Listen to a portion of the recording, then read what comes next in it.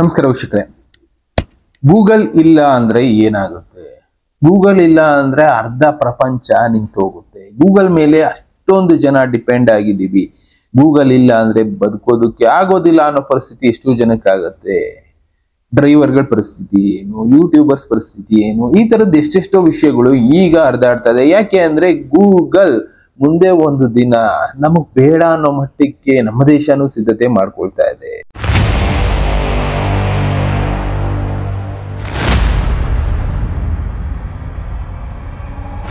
ಇಷ್ಟು ದಿನ ಅಮೆರಿಕ ನಾವು ದೋಸ್ತಿಗಳು ಅಂತ ಬದುಕ್ತಾ ಇದ್ವಿ. ಇವತ್ತೇನಾಗ್ತಾ ಇದೆ, ಅಮೆರಿಕ ಮಾಡ್ತಾ ಇರುವಂತ ಕೆಲವಷ್ಟು ಟ್ಯಾಕ್ಸ್ಗಳು ಅದು ಇದು ಎಲ್ಲಾನು ನೋಡಿ ನಮ್ಮ ದೇಶದಲ್ಲೇ ಬೇರೆ ಏನಾದ್ರೂ ಅಂತ ತಂತ್ರಜ್ಞಾನ ಮಾಡ್ಕೊಳ್ಳೋಣ, ನಾವ್ ಯಾಕೆ ಬೇರೆ ದೇಶದ ಮೇಲೆ ಡಿಪೆಂಡ್ ಆಗ್ಬೇಕು ಅನ್ನೋದು ಈಗ ಭಾರತದ ಯೋಚನೆ.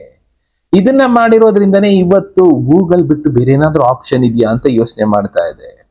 ಚೈನಾ ಆ ಡಿಪೆಂಡೆನ್ಸಿಯಿಂದ ಹೊರಗಡೆ ಬಂದಿದೆ. ಚೈನಾ ಅವರಲ್ಲೇ ಬೇರೆ ಆಪ್ಗಳನ್ನ ಯೂಸ್ ಮಾಡ್ಕೊಳ್ತಾ ಇದೆ, ಗೂಗಲ್ ನ ಯೂಸ್ ಮಾಡೋದಕ್ಕೆ ಹೋಗೋದಿಲ್ಲ. ಅಂದ್ರೆ ನಾವು ಅಮೆರಿಕಾದ ಮೇಲೆ ಡಿಪೆಂಡ್ ಆಗೋದಿಲ್ಲ. ಸಣ್ಣ ಪುಟ್ಟದಕ್ಕೆ ಬಳಸ್ಕೊಳ್ಳೋಣ, ಆದ್ರೆ ನಮ್ಮ ದೇಶ ನಮ್ಮ ಕಂಟ್ರೋಲ್ ಅಲ್ಲಿ ಇರುತ್ತೆ, ನಮ್ಮ ಟೆಕ್ನಾಲಜಿ ನಮ್ಮ ಕಂಟ್ರೋಲ್ ಅಲ್ಲಿ ಇರುತ್ತೆ ಅನ್ನೋದನ್ನ ಚೈನಾ ಬಳಸ್ಕೊಳ್ತಾ ಇದೆ. ಮುಂದೆ ಇದರಿಂದ ಒಂದು ದಿನ ಭಾರತಕ್ಕೆ ಇಂಪ್ಯಾಕ್ಟ್ ಆಗುತ್ತೆ. ಯಾಕೆ ಅಂದ್ರೆ ನಮ್ಮ ದೇಶದಲ್ಲಿ ಗೂಗಲ್ ನಂಬ್ಕೊಂಡು ಬದುಕ್ತಾ ಇರೋರು ಸುಮಾರು 40% ಜನ ಇದ್ದಾರೆ. ಆ 40% ಜನ ಈಗ ಬೇರೆದಕ್ಕೆ ಟರ್ನ್ ಮಾಡ್ಕೋಬೇಕಾಗತ್ತೆ. ಅದು ಸ್ವಲ್ಪ ಕಷ್ಟ ಆಗಬಹುದು. ಗೂಗಲ್ ಇಲ್ಲ ಅಂದ್ರೆ ಏನೇನಾಗುತ್ತೆ ಅನ್ನೋದನ್ನು ನಾನು ಕೂಡ ರೆಕಾರ್ಡ್ ಮಾಡಿ ಇಟ್ಕೊಂಡು ನೋಡಿದ್ವಿ. ಅದರಲ್ಲಿ ನೋಡಿ, ಗೂಗಲ್ ಸರ್ಚ್ ಅನ್ನೋದೇ ಇರೋದಿಲ್ಲ. ನಾವು ಕ್ರೋಮ್ ಯೂಸ್ ಮಾಡ್ತಿದೀವಲ್ಲ ಅಂತದ್ದು ಮುಂದೆ ಇರೋದೇ ಇಲ್ಲ ಅನ್ಕೊಳ್ಳಿ ಗೂಗಲ್ ಇಲ್ಲ ಅಂದ್ರೆ.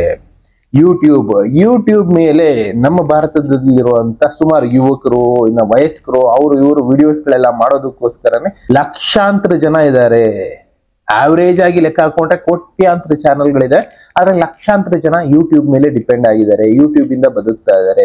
ಮುಂದೆ ಒಂದು ದಿನ ಯೂಟ್ಯೂಬ್ ಇಲ್ಲ ಅಂದ್ರೆ ಅವರ ಪರಿಸ್ಥಿತಿ ಏನಾಗ್ಬೋದು? ಅದಕ್ಕೋಸ್ಕರನೇ ಈಗ ಎಷ್ಟೋ ಜನ ಇನ್ಸ್ಟಾಗ್ರಾಮು, ಫೇಸ್ಬುಕ್ ಕಡೆ ಮುಖ ಮಾಡ್ತಾ ಇದ್ದಾರೆ. ಇನ್ಸ್ಟಾಗ್ರಾಮ್, ಫೇಸ್ಬುಕ್ ಕೂಡ ಅಮೆರಿಕನ್ ಕಂಪನಿ ಆಗಿದ್ರು ಜನ ಸದ್ಯಕ್ಕಿನ್ನ ಅದು ಕೂಡ ಅದರಿಂದ ಇಂಪ್ಯಾಕ್ಟ್ ಆಗ್ಬೋದು ಅನ್ನೋದನ್ನ ಮರ್ತಿದ್ದಾರೆ. ಯೂಟ್ಯೂಬ್ ನ ಯೂಸ್ ಮಾಡೋದನ್ನ ಕಡಿಮೆ ಮಾಡಿ ಇನ್ಸ್ಟಾಗ್ರಾಮ್, ಫೇಸ್ಬುಕ್ ಕಡೆ ಮುಖ ಮಾಡಿದ್ದಾರೆ. ಒಂದನ್ನ ಅರ್ಥ ಮಾಡ್ಕೋಬೇಕು, ಅಮೆರಿಕ ಜೊತೆ ದೋಸ್ತಿ ಚೆನ್ನಾಗಿರೋ ತನಕ ಮಾತ್ರ ಗೂಗಲ್ ಆಗ್ಬೋದು, ಇನ್ನ ಬೇರೆ ಬೇರೆದಾಗ್ಬೋದು ಯೂಸ್ ಮಾಡ್ಬೋದು. ಅದ್ಯಾವುದೂ ಇಲ್ಲ ಅಂದ್ರೆ ಓವರ್ ಆಲ್ ಆಗಿ ನಮ್ಮ ದೇಶ ಒಂದು ರೀತಿ ಸಂಕಷ್ಟಕ್ಕೆ ಒದ್ದಾಡ್ಬೇಕಾಗತ್ತೆ. ನಮ್ಮ ದೇಶದಲ್ಲೂ ಅಮೆರಿಕಾಗ ಆಪೋಸಿಟ್ ಆಗಿ ಎಷ್ಟೆಷ್ಟು ಆಪ್ಗಳನ್ನ ತರದು ಟ್ರೈ ಮಾಡೋದ್ರು ಅದು ಅಲ್ಲಿಗೆ ನಿಂತು ಹೋಗ್ತದೆ. ಎಕ್ಸಾಂಪಲ್, ವಾಟ್ಸಪ್ಗೆ ಆಪೋಸಿಟ್ ಆಗಿ ಟೆಲಿಗ್ರಾಮ್ ತರದು ಟ್ರೈ ಮಾಡಿದ್ರು ಏನು ವರ್ಕೌಟ್ ಆಗ್ಲಿಲ್ಲ. ಕೆಲವೊಬ್ರು ಯೂಸ್ ಮಾಡ್ತಾ ಇರ್ಬೋದು, ಆದ್ರೂ ಕೂಡ ಆ ಮಟ್ಟಕ್ಕೆ ಮಾಡ್ಕೊಳ್ಳೋದಕ್ಕೆ ಆಗ್ತಾ ಇಲ್ಲ. ಟೆಕ್ನಾಲಜಿ ಆ ಮಟ್ಟಕ್ಕೆ ಅಲ್ಲಿ ರೀಚ್ ಆಗ್ಬಿಟ್ಟಿದೆ. ಚೈನಾದವರು ಅಂಥದ್ದನ್ನೆಲ್ಲ ಮೀರಿಸಿ ಬೆಳೀತಾ ಇದ್ದಾರೆ. ಭಾರತಕ್ಕೆ ಇನ್ನೂ ಕೂಡ ಆಗ್ತಾ ಇಲ್ಲ. ನಾವು ಸಂಪೂರ್ಣವಾಗಿ ಸಿಂಪಲ್ ಆಗಿ ಹೇಳ್ಬೇಕು ಅಂದ್ರೆ ಅಮೆರಿಕ ಮೇಲೆ ಡಿಪೆಂಡ್ ಆಗಿದ್ದೀವಿ. ಅಮೆರಿಕ ಇವತ್ತು ಗೂಗಲ್ ನಿಲ್ಲಿಸ್ತು ಅಂದ್ರೆ ನಮ್ಮ ದೇಶದ ಆರ್ಥಿಕ ವ್ಯವಸ್ಥೆ ಟೋಟಲ್ ಆಗಿ ಕೊಲಾಪ್ಸ್ ಆಗತ್ತೆ, ದಿವಾಳಿ. ಯಾಕೆ ಅಂದ್ರೆ ನಾವು ಜಾಸ್ತಿ ಯೂಸ್ ಮಾಡ್ತಾ ಇರೋದೇ ಅಂಥದ್ದನ್ನ ಯೂಸ್ ಮಾಡ್ತಾ ಇದೀವಿ, ಎಲ್ಲ ಕೂಡ ಅವ್ರ ಮೇಲೆ ಡಿಪೆಂಡ್ ಆಗಿದ್ದೀವಿ. ಅದರಿಂದಾನೇ ಶೇರ್ ಮಾರ್ಕೆಟ್ ಆಗಿರ್ಬೋದು, ಆನ್ಲೈನ್ ಬಿಸ್ನೆಸ್ ಆಗಿರ್ಬೋದು, ಇಂಥದ್ದೆಲ್ಲ ಎಷ್ಟೆಷ್ಟೋ ಏಟ್ ಬೀಳುತ್ತೆ. ಮೇನ್ ಆಗಿ ನೋಡೋದಾದ್ರೆ ಗೂಗಲ್ ಸರ್ಚ್ ನಿಂತೋಗುತ್ತೆ, ಯೂಟ್ಯೂಬ್ ನಿಂತೋಗುತ್ತೆ, ಆಂಡ್ರಾಯ್ಡ್ ನಿಂತೋಗುತ್ತೆ. ನಾವು ಯೂಸ್ ಮಾಡ್ತಾ ಇದೀವಲ್ಲ ಆಂಡ್ರಾಯ್ಡ್ ಮೊಬೈಲು, ಯಾವುದು ಕೂಡ ವರ್ಕ್ ಆಗೋದಿಲ್ಲ. ಲೆಕ್ಕ ಹಾಕೊಳ್ಳಿ ಅಂದ್ರೆ ಭಾರತದಲ್ಲಿರುವಂತ 140 ಕೋಟಿ ಜನಸಂಖ್ಯೆ ಒಂದು ಅಂದಾಜು ಇಟ್ಕೊಳ್ಳಿ. ಅದರಲ್ಲಿ 100 ಕೋಟಿ ಜನ ಮೊಬೈಲ್ ಯೂಸ್ ಮಾಡ್ತಾ ಇದ್ದಾರೆ. 100 ಕೋಟಿ ಜನದಲ್ಲಿ ಒಂದು 80 ಕೋಟಿ ಅಂತೂ ಆಂಡ್ರಾಯ್ಡ್ ಮೊಬೈಲ್ ಯೂಸ್ ಮಾಡ್ತಾ ಇದ್ದಾರೆ. ದಿನನಿತ್ಯ ಆಂಡ್ರಾಯ್ಡ್ ಮೊಬೈಲ್ ಇಲ್ಲ ಅಂದ್ರೆ ಬದುಕೋದಕ್ಕೆ ಆಗೋದಿಲ್ಲ ಅಂತ ಪರಿಸ್ಥಿತಿ ಇದೆ. ಅಂತದ್ದೆಲ್ಲ ವರ್ಕಿಂಗ್ ಅನ್ನ ನಿಲ್ಲಿಸುತ್ತೆ. ನೆಕ್ಸ್ಟ್ ಗೂಗಲ್ ಆಡ್ಸೆನ್ಸ್, ಯೂಟ್ಯೂಬ್ ಗಳಲ್ಲಿ ನಾವು ಆಡ್ಸ್ ಗಳೆಲ್ಲ ಕೊಡ್ತಾ ಇರ್ತಾರೆ, ಅದು ಎಲ್ಲ ನಿಂತೋಗುತ್ತೆ. ಪಬ್ಲಿಸಿಟಿಗೋಸ್ಕರ, ಮಾರ್ಕೆಟಿಂಗ್ಗೋಸ್ಕರ ಎಷ್ಟೆಷ್ಟು ಅಡ್ವರ್ಟೈಸ್ಮೆಂಟ್ ಮಾಡ್ತಾ ಇರ್ತಾರಲ್ಲ ಸುತ್ತಮುತ್ತ ಇರೋರು, ಅಂತದ್ದೆಲ್ಲ ನಿಂತೋಗುತ್ತೆ. ಗೂಗಲ್ ಕ್ಲೌಡ್ ಸ್ಟೋರೇಜ್ ಇದೆಯಲ್ಲ ಅದು ಹೊರಟೋಗುತ್ತೆ. ಜಿಮೇಲ್ ನಾವು 20-30 ವರ್ಷದಿಂದ ಯೂಸ್ ಮಾಡ್ತಾ ಇದೀವಿ, ಅದು ನಿಂತೋಗುತ್ತೆ. ಗೂಗಲ್ ಡ್ರೈವ್ ಇರೋದಿಲ್ಲ, ಕ್ರೋಮ್ ಇರೋದಿಲ್ಲ, ಗೂಗಲ್ ಪ್ಲೇ ಸ್ಟೋರ್ ಇರೋದಿಲ್ಲ. ನಾವು ಗೇಮ್ಸ್ ಅದು ಎಲ್ಲ ಡೌನ್ಲೋಡ್ ಮಾಡ್ತೀವಲ್ಲ ಅದು ಯಾವುದೂ ಕೂಡ ಮುಂದೆ ಇರೋದೇ ಇಲ್ಲ. ಅಷ್ಟೊಂದು ಗೂಗಲ್ ಮೇಲೆ ಡಿಪೆಂಡ್ ಆಗಿದ್ದೀವಿ ನಾವು. ಲೆಕ್ಕ ಹಾಕೊಳ್ಳಿ, ಗೂಗಲ್ ಇಲ್ಲ ಅಂದ್ರೆ ಏನೇನ್ ಪ್ರಾಬ್ಲಮ್ ಆಗುತ್ತೆ ಅನ್ನೋದನ್ನ. ಅದಕ್ಕೆ ಈಕ್ವಲೆಂಟ್ ಆಗಿ ಬೇರೆಯವರು ಎಷ್ಟೆಷ್ಟೋ ಮಾಡ್ಕೊಳ್ತಾ ಇದ್ದಾರೆ, ಆದ್ರೆ ನಾವು ಇನ್ನ ಆ ಮಟ್ಟಕ್ಕೆ ಹೋಗಿಲ್ಲ. ಸ್ವದೇಶಿ ಮೇಲೆ ನಾವು ಸ್ವಲ್ಪನೂ ಮುಖ ಮಾಡ್ತಾ ಇಲ್ಲ. ಅಯ್ಯೋ ಯಾರಿಗ್ ಬೇಕದು ಆಪ್ಗಳು, ಈಗ ಆಲ್ರೆಡಿ ಇದಕ್ಕೆ ಅಡ್ಜಸ್ಟ್ ಆಗ್ಬಿಟ್ಟಿದೀವಿ, ಮುಂದೆ ಇಲ್ಲ ಅಂದಾಗ ನೋಡ್ಕೊಳ್ಳೋಣ ಅಂತ ಸುಮ್ಮನಿದೀವಿ. ಮುಂದೆ ಒಂದು ದಿನ ಅಂತ ಪರಿಸ್ಥಿತಿ ಬರ್ಬೋದು. ಅಮೆರಿಕ ಟ್ಯಾಕ್ಸ್ ಹೊರೆ ಅದೆಲ್ಲ ಏರಿಸ್ತಾ ಇರೋದ್ರಿಂದ ಈ ಚೈನಾ ನಾವ್ ಹೆಂಗೋ ಬದುಕೋತೀವಿ, ನೀನ್ ಬೇಡವೇ ಬೇಡ ಹೋಗು ಅಂತ ಇದೆ. ಬಟ್ ಭಾರತ ಹೇಳೋದಕ್ಕಾಗೋದಿಲ್ಲ, ಯಾಕೆಂದ್ರೆ ಗೂಗಲ್ ಬೇಕು.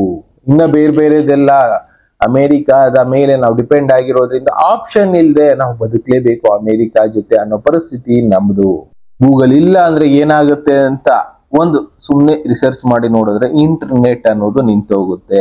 ಆಂಡ್ರಾಯ್ಡ್ ಫೋನ್ಗಳು ವರ್ಕ್ ಆಗೋದಿಲ್ಲ. ಅದನ್ನೇ ತೋರಿಸ್ತಾ ಇರೋದು ನೋಡಿ.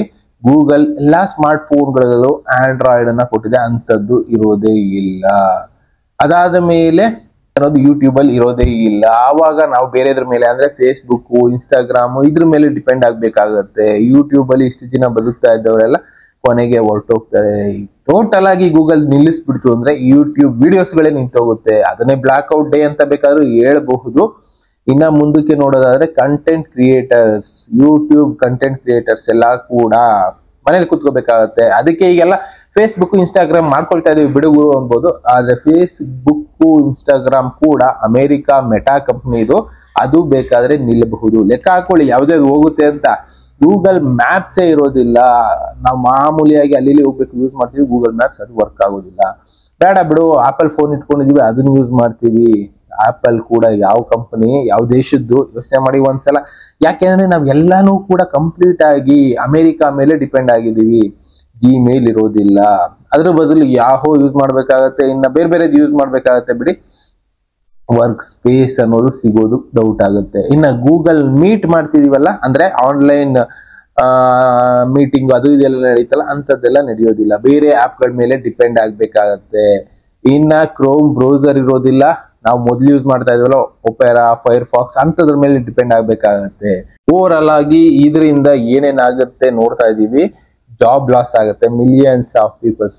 ಒಟ್ನಲ್ಲಿ ಅಮೆರಿಕ ಮೇಲೆ ಡಿಪೆಂಡ್ ಆಗಿರೋದ್ರಿಂದ ಯೂಟ್ಯೂಬ್, ಫೇಸ್ಬುಕ್, ಇನ್ಸ್ಟಾಗ್ರಾಮ್ ಇವು ಮೂರು ಇಲ್ಲ ಅಂದಾಗ ನಮ್ಮ ದೇಶದಲ್ಲಿ ಆರ್ಥಿಕ ಪರಿಸ್ಥಿತಿ ಮೇಲೆ ಇಂಪ್ಯಾಕ್ಟ್ ಆಗುತ್ತೆ. ಅಷ್ಟೊಂದು ಡಿಪೆಂಡ್ ಆಗಿದೀವಿ ಯೂಟ್ಯೂಬ್ ಮೇಲೆ, ಇಲ್ಲ ಗೂಗಲ್ ಮೇಲೆ.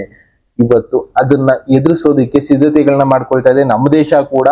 ಗೂಗಲ್ ಬದಲು ಈಕ್ವಲೆಂಟ್ ಆಗಿ ಆರ್ತೈ ಅನ್ನೋ ಒಂದು ಆಪ್ ನ ತಂದಿದ್ದಾರೆ. ಬಟ್ ಹೇಳೋದಕ್ಕೆ ಸ್ವಲ್ಪ ಕಷ್ಟ ಇರೋದ್ರಿಂದ ಜನ ಯೂಸ್ ಮಾಡೋದು ಕಷ್ಟ ಇದೆ ಅನ್ಕೊಳ್ತೀನಿ.